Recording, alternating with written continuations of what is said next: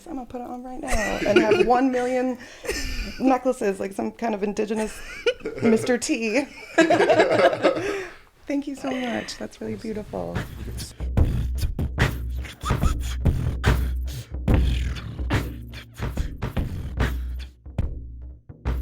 Young and Indigenous Podcast is an outlet for people to know about Indigenous knowledge, storytelling, and history. Through our youthful journeys as Indigenous people, young people and elders share their experiences with us. Without them, we wouldn't be able to do this. About to tell some red stories. Stay tuned. Yay, podcast!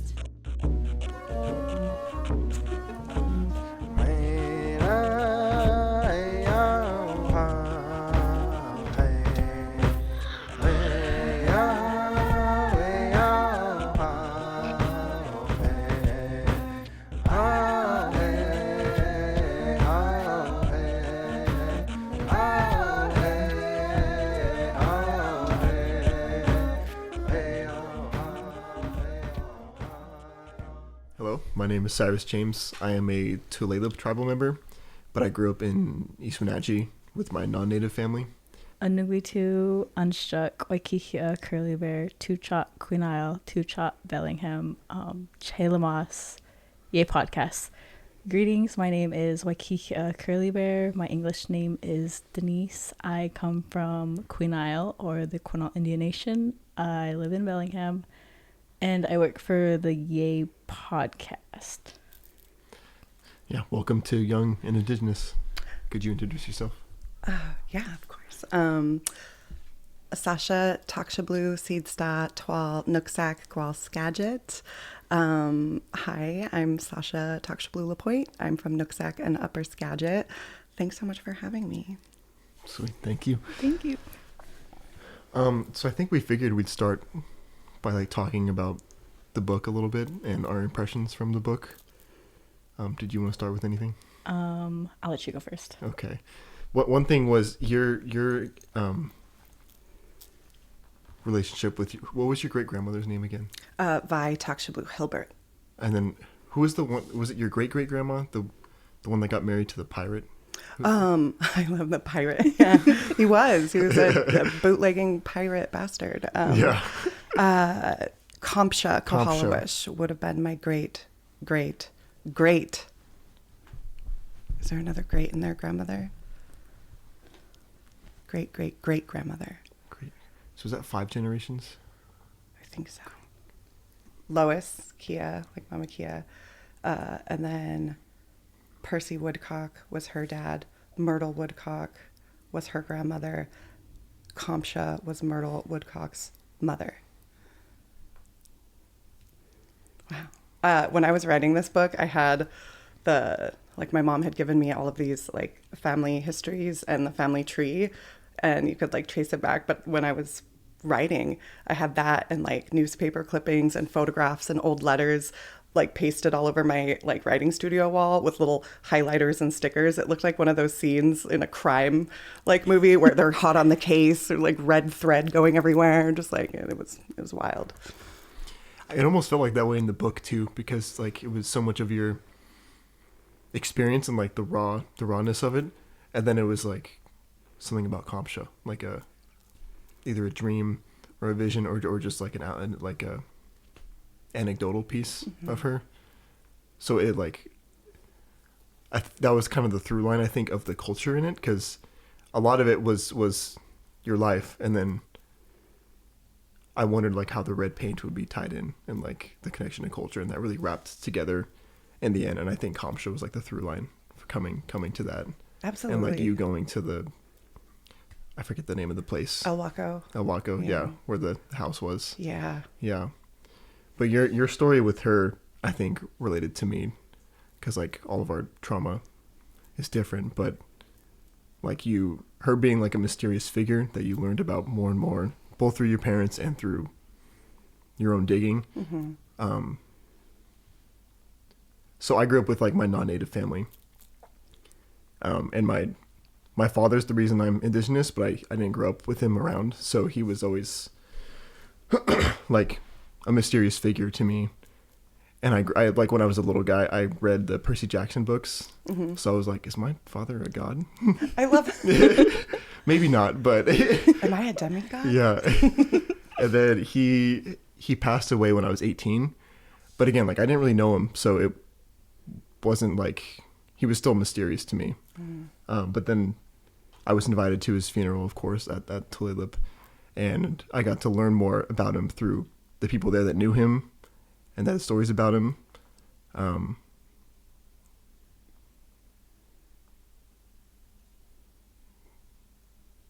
That's a powerful story. You should write a book. Yeah. Like, I don't know if you're a writer, but wow. Yeah. I'm trying to figure out how to connect it. But that was like the beginning of that was the first real experience I had with the culture and like with the drums and everything. Mm-hmm. Like a part of it, we were walking and there was like the drums were playing. And I remember like feeling like really hard to stand.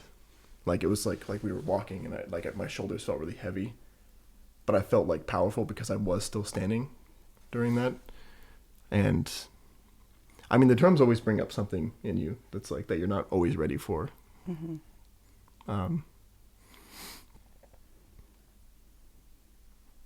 And I think in particular, like near the end of the book, you talk about being with like the ceremonial drums and stuff and what comes up there. Yeah. Yeah, absolutely. I think that connection comes from my uncle, Ron Chattiscated, whose paintings these are.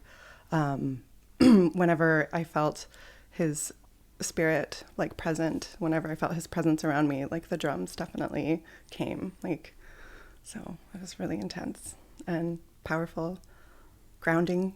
Mm-hmm. Yeah. Yeah. Like I recognize that feeling you're talking about. Mm-hmm. What stuck out to me, I mean, like the whole book stuck out to me, but like what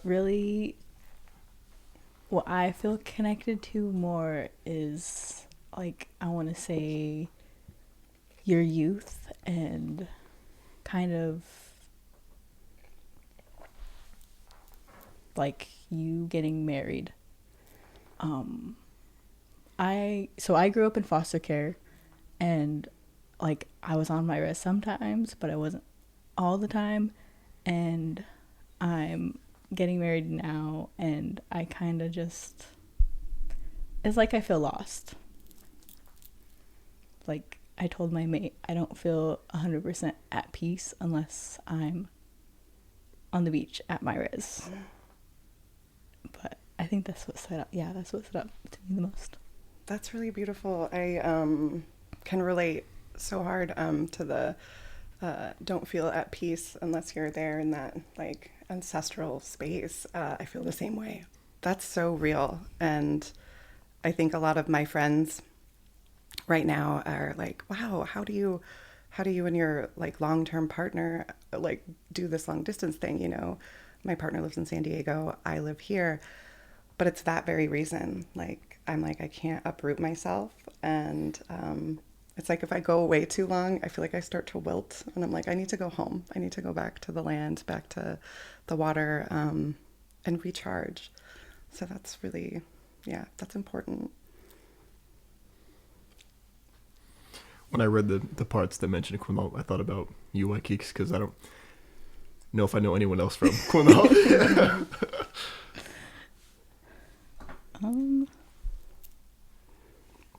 What is the process of writing like for you?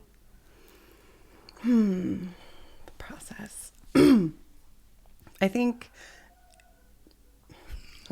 res dogs. It changes from book to book. For Red Paint, it was almost like I had to, not in a bad way, but like felt really called to do it in order to kind of begin this journey of like healing, because I feel like I can answer this more from a craft perspective and not get like super in the feels. But the process of writing that book was half like being guided by ancestors, like taqwšəblu, and like this research and like digging into them. And then half was like just sitting up alone till like, 2 or 3 in the morning sometimes, kind of surrounded by these photographs and stories and like my great grandmother's books. And I remember one time sitting in a hotel, I had gotten a grant to go down to El Waco and do some of this research. And I was sitting in the hotel room just writing because I'd been researching all day, and I was like wrapped in her shawl. And so it's like, I don't know, that was a really intense writing process for me, because I was learning more about the women I come from. And sometimes, especially as Native people, that's not always easy for us, right? Like digging into like settler colonial trauma and like these texts that are basically traumatizing to engage with, right? Like reading about the smallpox epidemic, reading about Lewis and Clark.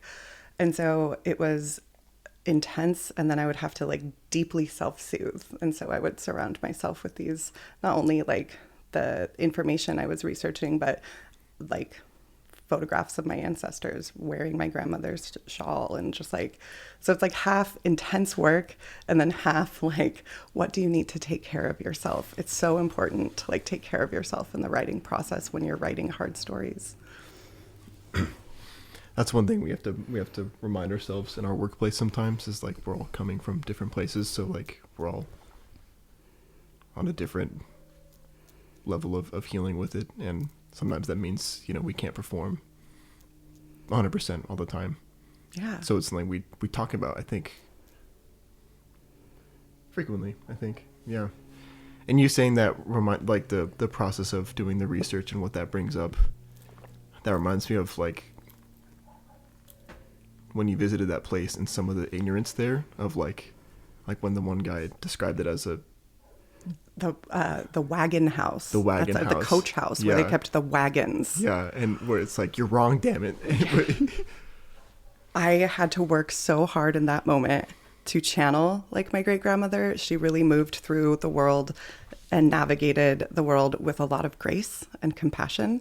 And there's like a little ragey, like fiery, little gremlin in me that wanted to like scream at him and be like, no, that wasn't where they kept wagon wheels. My like ancestor lived there. That's where she slept and cooked and ate and had a life. But I tried to channel great grandma, and I was like, I just smiled and, responded, took deep breaths and counted back from 10. And I said, well, actually, and then, politely corrected him. Yeah. It's probably best he left after that. Yeah. Yeah.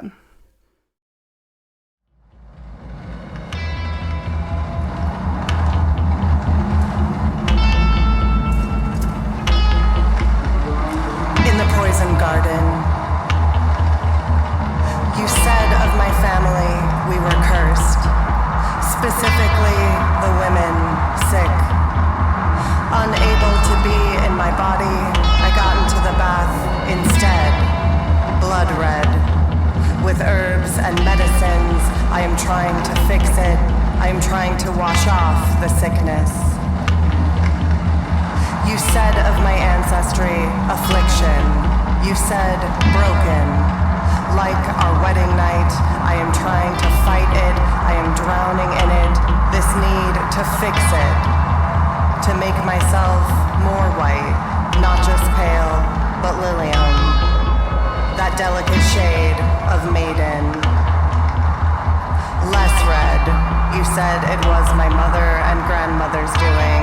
Said it was them who made the men in my family death hungry. It's true, you knew the stories.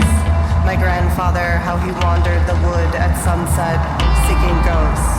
A generation later, my father wanders Tacoma, reaches the hospital pleading to them, I'm dying, at my wife's broken heart, that sad part of her that is killing me.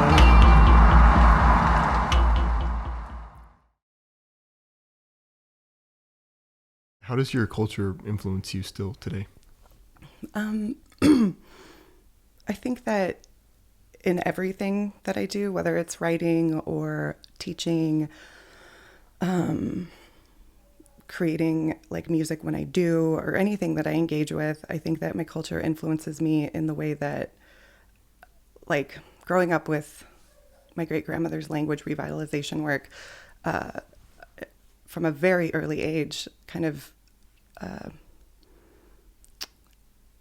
installed in me this like great respect for language and culture, and also not to take things for granted, because to see in my early years how hard she worked to keep a language from going extinct. Like it taught me really young that our stories, our songs, our culture is like so important and like faced erasure, you know? So I feel like that influences me in most things that I do, to not take things for granted, to always listen and learn, and like, I don't know, I feel like I'm not answering that right, but that's my intuitive answer, is that just moving through the world as a Coast Salish person, realizing that like our ancestors like were faced with like, you know, being punished for speaking their language and being punished for engaging in their culture. So that's with me every day. I try to respect that and feel a gratitude that we have the things that we do. Like, mm-hmm. Do you have any recent examples or experiences? I'm trying to think of the right one. Well, for example, on Saturday, I'm going up to, my uncle does culture classes with the Puyallup tribe. And so whenever he invites me, even if I'm busy, you know, even if I'm like, I have a lot of papers to grade, or I'm going to California, I've got stuff to do. Whenever he tells me, hey, we have this thing going on, you should come, whenever I can, stop and go. Like this Saturday, I'm going up to his class to finish a paddle that he's teaching me how to make. So we started making a paddle last summer during canoe journeys, and it's not finished yet, but I'm going to be going to do that on Saturday morning, even though it's like a really busy day. I'm like, I'm going to carve out time for that. Like, that's important. What else? I think every time, you know, as I didn't start learning the language or attempting to learn the language until I was in my 30s. And so anytime I try to push myself to incorporate Lushootseed into a poem or a piece, an essay, I feel like that is engaging with my culture. I've been doing that lately. I've been researching different stories that my grandma used to tell. And it's scary sometimes to be a grown-ass adult and standing up there with like fluent speakers, elders and fluent speakers. Like my nieces and nephews speak Lushootseed better than me. I feel like I have cousins that speak it better, you know, like full sentences, because there's full immersion programs now, and that's so awesome.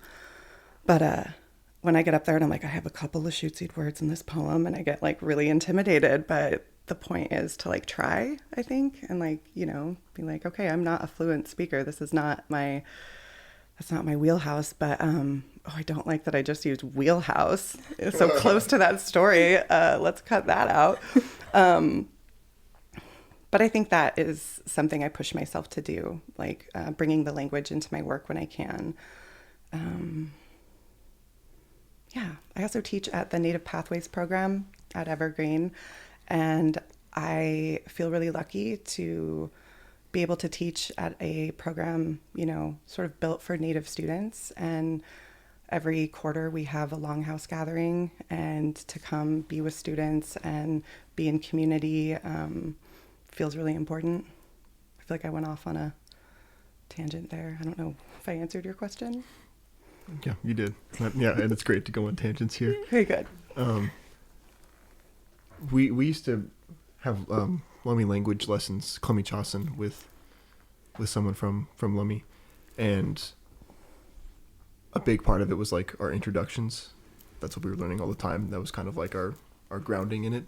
And part of our introductions was in the Lummi language saying, I don't know the Lummi language and I'm still learning how to speak it. And I feel like that's going to like apply forever. It's like, we're always going to be learning, even though like I've come away from those lessons and haven't retained a lot of it. Even if I was like consistently practicing, it's like, I'm always going to be learning. That's a beautiful sentiment too, because of course, so many of us are in that stage because of settler colonialism, because of erasure or attempted erasure. I think so many of us are in a stage of learning a traditional language because it was like we were taught not to speak it, or the generations before us were taught not to speak it, so it wasn't passed down to us. And speaking of you getting to carve a paddle with your uncle, my dad was a carver. He was a carver and a fisherman, as far as I know. Those are some of the things he did. Nice. Yeah, buddy. And I met one of his carving buddies when they were celebrating his life. And yeah, we got connected. And then later on, I think a year or so later, he invited me to like come carve with him. And he taught me how to carve a paddle. So you carved a paddle? With like one of my dad's carving buddies. And he said that my dad taught him how to carve a paddle. Because like the carving masters would take their time with like teaching and like passing on that stuff, but my dad was like, I'll teach you how to do it. So that was a pretty like powerful experience. That's really beautiful too, to have the person who learned from your dad teach you. Mm-hmm. That's really beautiful. Yeah, I'm really grateful for that guy. How do you ground yourself when you're far away from home? Whew. Oh my gosh, I love this question because it's a lot. For example, when I go stay with my partner in San Diego, I loaded up. Like I had like grandma's cedar baskets. I brought cedar from home. I feel like I travel with this like, massive mountain of shells and cedar and baskets. And I'm like, these are my things. This is like where I can set up camp wherever I am. Right. And I think of, like a first aid kit. Yeah. Oh my God. Yeah. It's a spiritual first aid kit. But I do get really homesick, right? Like we were talking about. And I try to think that chapter in Red Paint Linoleum, when my great grandmother used to tell me this story of traveling around from place to place because they traveled up and down the river a lot for work, her parents. And she said her mom would roll up that piece of linoleum and like lay it down on the beach, lay it down in dirt, wherever they were, wherever their, temporary accommodations were. And she said that just that little one material like made them, it was the idea that you can bring home wherever you are. Mine certainly isn't a rolled up piece of linoleum. It is a trunk of, shells and cedar, baskets and photographs, but I carry that with me. Yeah. I love that. One of the ways that helped me, because before I moved up to Bellingham, I was weaving every day from like the time I'd get up to, this was after I graduated high school. I was not skipping school, but yeah, I was weaving every day, just like all day, and my mom would just come and bring me snacks and, are you almost done yet, babe? And stuff like that. So like stuff that helps me is definitely cedar rolls. I have a big bin of cedar in the garage, just sitting there. I love that. I also think that skipping class to weave is okay in my book. I'm like, don't put me on the record for that, or do. That's really cool. Of the women I come from, you said damaged, said historically, said intergenerationally. From the red bath, I am remembering raccoons, their small paws curled into fists, how my mother must have seen, but didn't miss, didn't hit the brakes, didn't even try to. Instead, my brothers heard the thuds of their bodies beneath tires, as my mother said nothing, but continued driving. You said of my family we were sick. Specifically, the women suffered something unnameable, quiet sickness, opiate numb. My mother was only trying to dull the pain that had been gifted to her by blood. Red, I am less white beneath my skin, unforgiven by you who was fooled into thinking I was something else. Of my face, your mother said, didn't look Indian.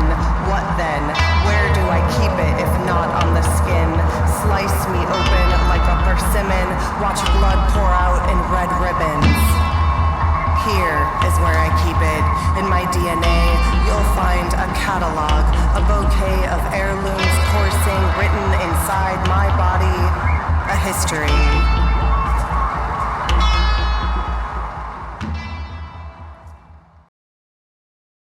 How do you take care of your spirit?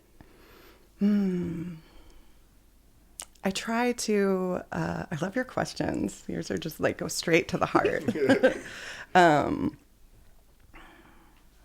I try to be really mindful ever since the sort of experience of early on in my writing. I think when I was just sort of recklessly going into memory, I wasn't taking care of my spirit. I didn't know that at the time. But the process of writing Red Paint sort of taught me that. And I had to confront like that I was not being careful with myself and careful with my spirit. And so that process taught me a lot. And so now I try to just make sure that I think it's important too, when speaking about trauma and speaking about moving through things, to understand that it's not finished work. It's never like, oh, well, I'm done with that now. Let's wrap it up in a tidy little bow and I'm good now. I think that one part of taking care of my spirit is just the realization that you engage with that healing every day. Like you wake up and you're like, these are the things I'm going to do for myself. Do I need to go, down to my altar and burn cedar and be quiet with myself for a while? Do I need to not make these decisions that are going to drain me or make me feel unsafe? It's just sort of like an active healing that I engage with every day. I'm glad you're so intentional with it. Sometimes I forget to be intentional with like giving myself space. Yeah. And then it sneaks up on you and then you're just like, yeah, a wreck. Yeah, I was experiencing that a lot, where it was just like kind of going. And when you don't listen to your spirit, it's like that would happen to me too, where all of a sudden I would just be just so drained and be like, I can't do anything. What's going on? I was like, oh, you need to rest. You need to be quiet. You need to, So yeah, the same thing happens to me if I don't listen. Yeah. I'm sure a lot of us these days can relate with like distracting yourself a lot with like your phone or just having, I have something playing like a lot. Like if I'm have to do the dishes or fold my laundry, I'm like, I'm going to listen to a podcast. And sometimes that's fine. But sometimes it's like, I need some quiet time in my day. And I need to remember that sometimes. Yeah. And to go back to, what you were saying about having to go when you feel at peace by the water, that's a big one for me too. Sometimes I just know I have to go either to the woods or to the ocean and just sit there, even just touch the water. That really, like, by yourself, being quiet, like, with that. Yeah. My mate's always like, why don't you just go to the Samish grounds, to the water? And I'm like, I'm an ocean girl. That's not the same. At all. I really feel soothed when it's like windy and stormy outside. Or like thunder. We don't get a lot of thunder around here. On the east side, we would get, I think, more thunder. I'm sure there's differences in the pressure and stuff there, but like that was always really soothing. I also feel soothed by storms and rain and like, I love that. Yeah. I feel like I had something else. Oh, I was, with you mentioned you were reckless with your trauma. During the book, I was curious if you like had tried like therapy during that time and if that had any success for you. Yeah. I feel like there were two kind of phases of the journey of Red Paint. The first one was, I don't think I would have gotten to Red Paint had I not epically failed at Little Boats. And during that time, I guess what I mean when I say reckless with like my trauma is that I just dove into those memories and was like, I need to tell my story. I want to write it all down. Like, this could maybe people will relate to this, but I wasn't taking care of my spirit. I wasn't in therapy. I was just like, head on charging through these memories that were re-traumatizing. And, a year into that was diagnosed with PTSD. And it wasn't until I took a huge break after that from writing. Because again, like when you're quiet enough to listen, like ancestors will tell you, they're like, girl, you're sick. Your spirit's sick. Like you need to calm down. You need to so I listened and took a huge break from writing and just kind of did my thing, worked at a little punk rock pizza joint in Georgetown in Seattle and, you know, waited tables, bartended, joined a band, kind of did that instead. And I needed that break from engaging in those memories and stories. And it was during that time that I got into therapy. And that absolutely helped. I think the break plus therapy helped, you know. And after about a year of not writing, that's when I started to feel stronger and was able to come to Red Paint. And it honestly was therapy at the break, but then learning more about these women, letting kind of, you know, the story of taqwšəblu and her strength and who she was sort of guide me and ground me. And so it was like a culmination of all those things.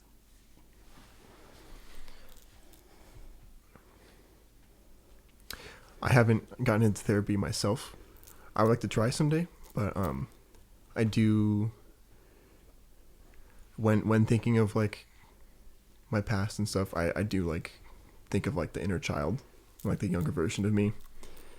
And I do consider myself like, in terms of a community role or my role in like my household or with my partner, I feel like obligated as a protector in a way that I feel proud of. So like when I think of the little guy, like I'm like, I could protect him now. He's safe with me now. So that's, instead of, I wouldn't call it in lieu of like thinking of my spirit, but I think like adjacent to, or that's what it's helpful for me to consider as like the little guy. You know, it wasn't fair what happened to him. He didn't have like control of that, but I've got him now. Yeah. And I like the duality of like both can exist, right? The little guy and the protector. Yeah. In the book,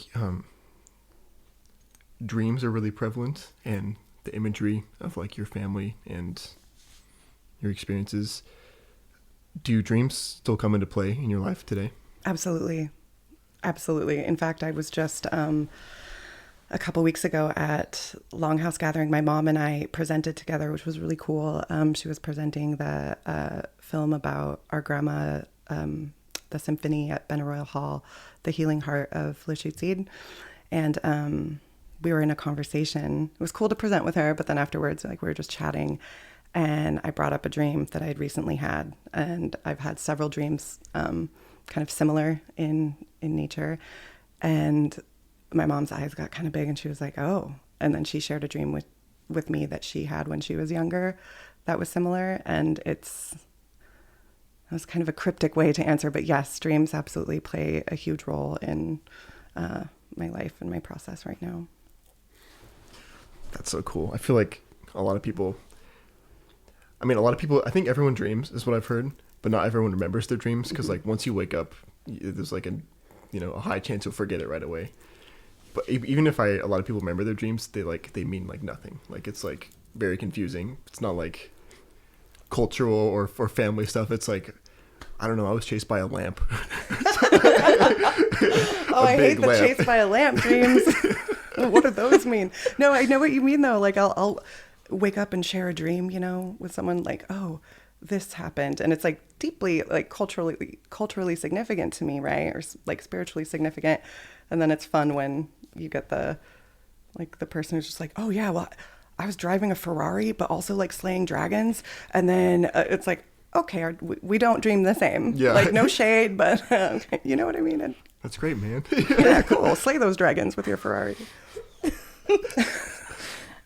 I don't have those dreams too often, but when I do, they're pretty crazy. But like recently, my dreams have been more of like designs, weaving designs. So I have like a whole thing in my phone, my note phone, designs that I have to do when I get to it. Oh, you're getting assignments from ancestors through your dreams. Dude, that's so cool. That's amazing. Do you have a photo of the yay medallion that you did? Oh yeah. She beaded a yay, like our logo. I'm like, oh, do you have an Instagram? I might need to follow The sticker. you. Oh my God, that's so beautiful. The best. Thank you. That's amazing. And you pointed out the hat has like a weaving pattern with the beads in there, and I'm like, let me take a closer look. I was like, Oh no, I was stunned. Here's a better picture. Wow. That's gorgeous. Thank you. I'm gonna have to follow you.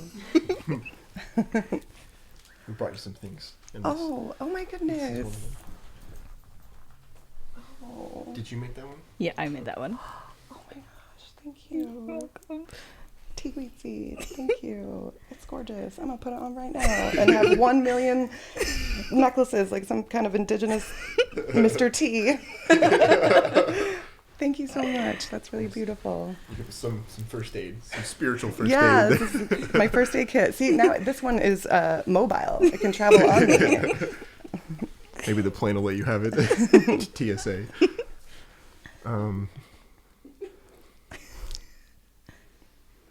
Yeah, still thinking about dreams. The only dreams that are significant that I've had involved snakes. I had like one when I was younger, and it was like one of my childhood homes, and there was like a big snake in the backyard. Like I was hanging out with cousins or something, and then a big snake appeared, and we're like, okay, we gotta go inside. And it wasn't like the snake was out to kill us or anything, but like we could tell it was really powerful. Like every time you look at it, there was like tunnel vision. Wow. When you see it. So that was that one, and then I had one later, I think in my later teens, of a smaller snake, and it was like a really cluttered space, and it was also like I was close to it, but it was like if you touch it, like your limb would become deformed. Wow. I don't know. Yeah. So snakes are showing up for I you. guess, for me. I don't want to go off on a total dream tangent, but orcas are coming to me. I mean, I've dreamt oceanic and water since I can remember, but recently, like, it's just always orcas, and it's wild. They're intense. They're powerful. Sometimes they're scary, like, or not scary, kind of the way you were describing the snake, where it's not necessarily like a threat or like fear, but there's something powerful and like not ominous, but I don't know, when you're in your dream, it feels so real. yeah. Like it could be something that's like when I wake up from a dream, it's like, oh wait, that wasn't happening. But when you're in the dream, it's like, it's really hard to tell that it's not actually happening. 100%. And it's all encompassing. I like keep dreaming that I'm sleeping on the back of an orca. Like it's been reoccurring, and in the moment it's not terrifying, but it's also like, oh, it's so vivid that I'm like accepting it, and it's not like, I don't know.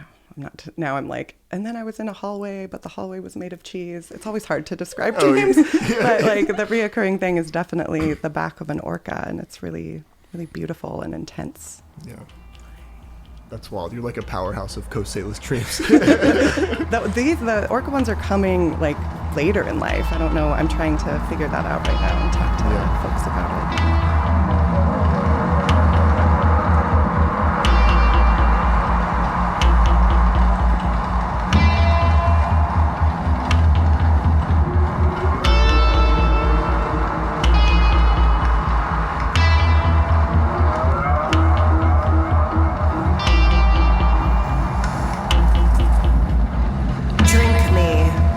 The morning my grandmother walked into the sea.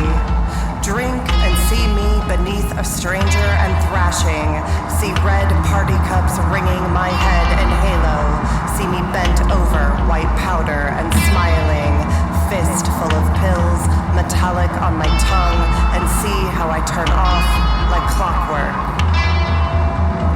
This numb is what we gather now, what we hold in our baskets now, how we keep coming back for it, like canned fish, thimbleberries, and hops picked in summer.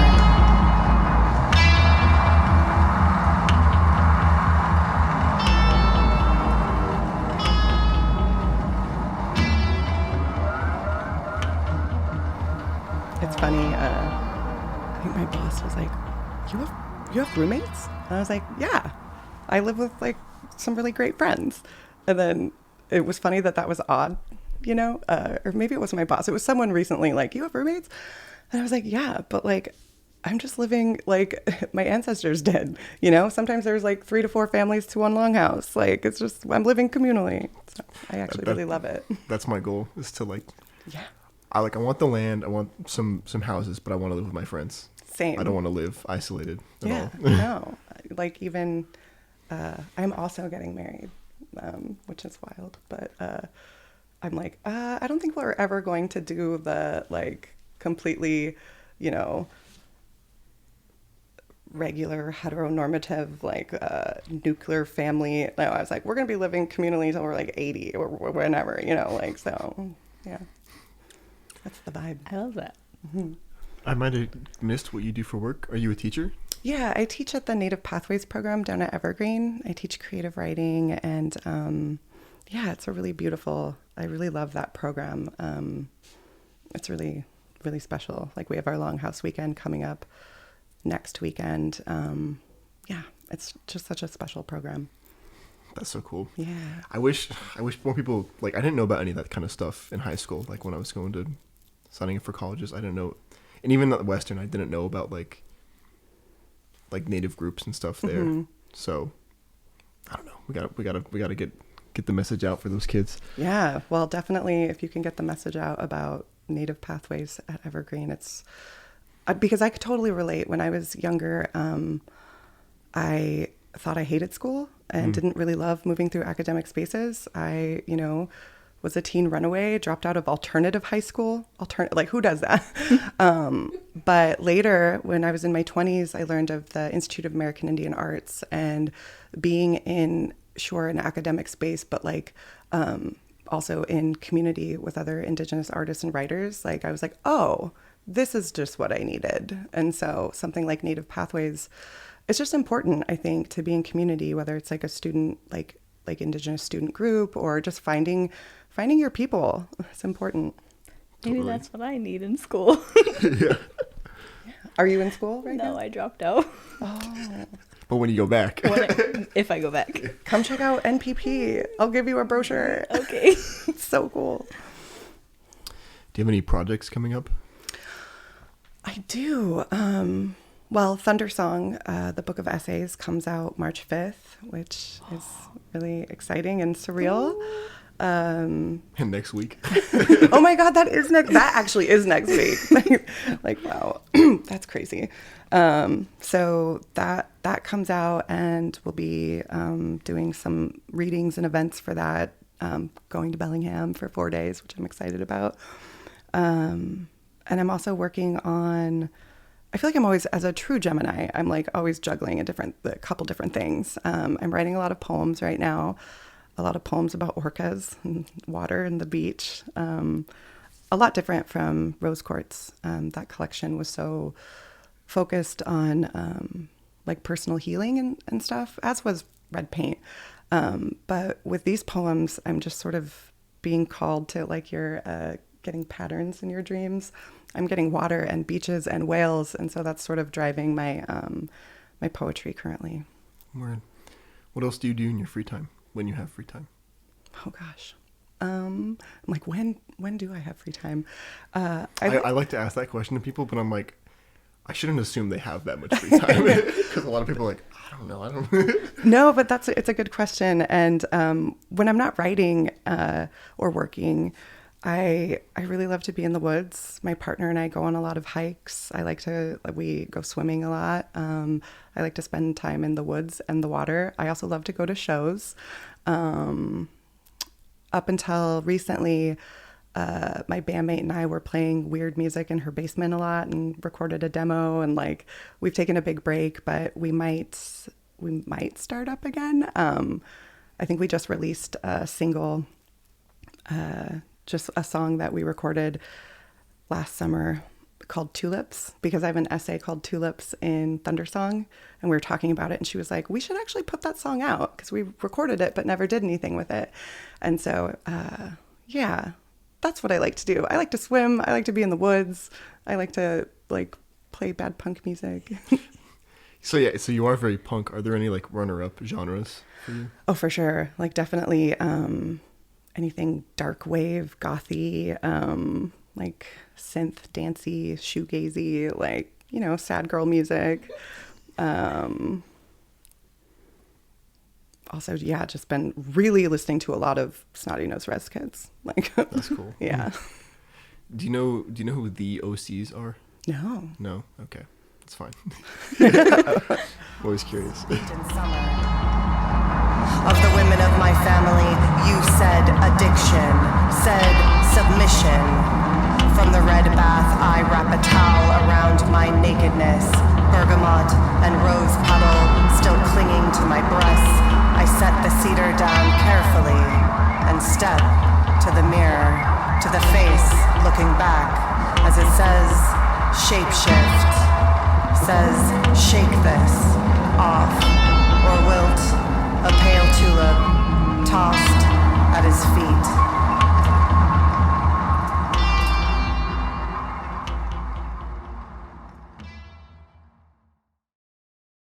What advice do you have for Native youth? I think kind of what we were just talking about, to like find your people, like find community. That was so important to me. And I think that when we feel less alone, we can kind of let our communities like be our chosen family. So I'd say like finding like your people, finding community, and just finding what you love to do as well, and like just deep diving hard into it, because that's really important to like move through this world as an Indigenous person. We like carry a lot of stuff. We carry a lot of trauma, generational trauma, all of these things, but we also carry a lot of strength and resilience. And I think that comes forward and comes like more powerfully through when we are with people that love us and care about us and want to see us thrive. It's like giving youth cultural roles. Mm-hmm. So like filling the cultural void that they may have. Yeah. And that like can take away the temptation, or like the void to be filled with like substance abuse or whatever it might be. So yeah, I would echo that. Like find your place, find your community. Absolutely. Yeah. Do you have any questions for us? Yeah, I do actually. So how do you, like, you guys have shared a little bit, but like, oh wait, I thought about asking this before we even got started. Outside of this podcast and knowing the work you guys do with the Children of the Setting Sun, what else do you do? Like, what do you guys do for fun? And do you want to go first? Like outside of work? Mm-hmm. Yeah. Well, I go to the gym, and that's been helping me out this winter a lot. So like weight training specifically. I find a lot of fulfillment in that, and like seeing progress and like engaging with it, like the like mind to muscle connection. I feel like as you get stronger, that connection gets stronger, and it becomes like more and more enjoyable. I'm a gamer, so I play video games, and I play Magic the Gathering a lot, which is like, the card game. Oh, I know it. Yeah. Yeah. I learned how to play it a few years ago. I freaking love it. Yeah. It's a deep pit. Yeah. Yeah. It's a lot to get into. Those are the main things that I love being with friends and stuff. Very cool. I weave a lot. I also just picked up beading. And other than that, I'm a newly mom. Oh, congratulations. I'm in the process of adopting my niece. So oh my gosh, congratulations. Thank you. Shout out Nicole. Shout out Cole. I also do cold plunges when I can. Yeah. I always want to go through the winter, because like I feel like when it starts getting colder in like August, I'm like, if I just keep doing it, I'll get used to it and I can do it through the winter. But then something always stops me, like I get sick, or I like get a new tattoo, so I have to like stay out of water. I feel like there's something deeply healing or something about cold water, because like when I meet other people that enjoy cold plunges, I'm like, yeah, there's something about it, right? Like I think even just this last it was not warm. It was summer, but it was freezing water. And, I was out in Port Townsend with a bunch of poets, and we went down to the beach at night, and there were bioluminescence. Like you could see the water kind of twinkling like blue and purple, like it looked like the cosmos in there. And so I was like, well, I'm getting in. And I was with like 4 other people on the beach, and they were like, it's like 10 o'clock at night. And I was like, don't care. And I just dove in and swam, and like, I'm usually the only person in the group that does that. But so clearly we need to hang out more if you guys are into that, so I won't be the only one. Yeah. I resonate with that. Sometimes, like, a lot of people are like, no, you're crazy. But then when someone does, you're like, you get it. Yeah. Yeah. Yeah. We're onto something. They're the ones that. And you feel great the rest of the day. And I swear, when I'm doing it consistently, I don't get sick. Yeah. Like, I'm good. I'm solid. I feel like there are spiritual health benefits and like physical health benefits to it. There's got to be. Yeah. I don't do it often, but when I do, it just makes me so happy. Like, I only like to do it when I'm at home. And I don't know, I might be biased, but home water is the best water to me. But it just makes me, it soothes me, and then it just makes me so happy. Like, nothing's wrong in the world. Yeah. Mm-hmm. For that moment underwater, nothing is wrong in the world. Agreed. I think I got turned on to it because it was like a day or two after a leg day. So your legs get most sore like 2 days afterwards. And my partner and I were like going through the Whatcom trails, and we couldn't quite find the way, like the bridge to get like back across like to the side that we lived. So we had to I was like, let's just go across right here, across this part of the stream. And it was like waist deep water. So we like took our shoes off and we were kind of wading through it, and you had to be like really careful because it was flowing pretty hard and you didn't want to lose like your gripping or anything and fall. So it was like you gotta be really slow. So our legs were just in there for like a while, and it was like there's like the like numbing level, and then you get used to it and it's nice, and then afterwards you're just like glowing. And it does something to circulation, right? Yeah. So if you just worked out and were sore from it, probably did good things for your muscles. Okay, well, I feel like when I'm up in Bellingham soon, we should let's commit to a cold plunge when I'm there. I haven't done it this year, so that'd be good. Yeah. I've only done my legs this year, so it'd be good to jump in. I'm going to look at my schedule and find some free time and pencil in you're jumping into cold water hour. Do you still, you mentioned that really special moment being taught to carve the paddle by the person who was taught by your dad. Do you still engage with that, or are you still able to go there, and is that part of your life right now? I'm able to, like, I'm still in contact with him, but I haven't yet. So I would like to, but yeah, we're still connected on Facebook. That's awesome. Yeah, cool guy. We recently learned a couple of our fellow youths are like into like drawing and stuff, and they do a little bit of carving. And we had like a little workshop recently, just like learning the basics of Coast Salish drawings. Oh, rad. And like differentiating like what's Northern art and like what basically like what's not Coast Salish and like what is Coast Salish, and just working on those. And then that's very cool. Yeah, so that was like pretty cool, and like found like a new way to doodle. Yeah, doodling in Coast Salish. Doodling in Coast Salish, a new memoir. And then I have a question for you, because you said you just picked up beading, but you are a baller at it. Like, that design was beautiful. Do you have a page, or can I follow you and like? Yeah, I have a page. I haven't posted like a lot of my artwork on there. I'd say more of my artwork's on Facebook. Okay, good to know. For sure. I'm like, you have a gift, so Thank you. I just want to know that you're out there. Well, thank you, Sasha, so much for joining us. It's been a pleasure getting to know you. Yeah, thank you so much. Thank you so much for having me. This was really beautiful. Heischka. Bye. Hoi.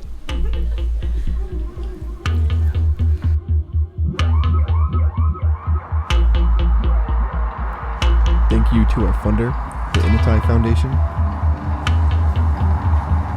This episode is produced by Waikikia, Cyrus, Roy, and Ellie. Music by Keith Jefferson, Adam Lawrence, and Mark Nichols.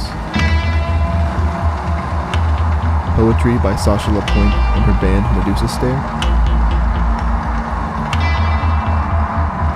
Yay is a part of Children of the Setting Sun production.